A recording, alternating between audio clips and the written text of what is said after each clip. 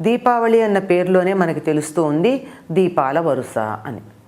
దీపాలు వరుసగా ఎక్కువగా పెట్టేటటువంటి పండుగ.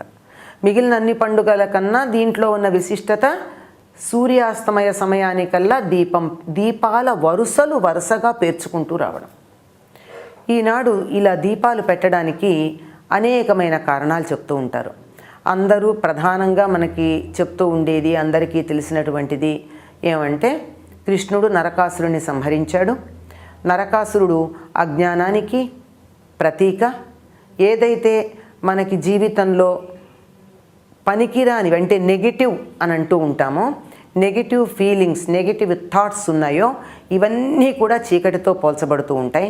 ఏవైతే positive aspects and concepts and thoughts ఉన్నాయో ఇవన్నిటినీ కూడా మనం వెలుగుగా చెప్తాం. అంటే అజ్ఞానం, అవిద్య, అనారోగ్యం ఇలాంటివన్నీ చీకట్లు. జ్ఞానం, ఆరోగ్యం, సంతోషం ఇలాంటివన్నీ వెలుగు.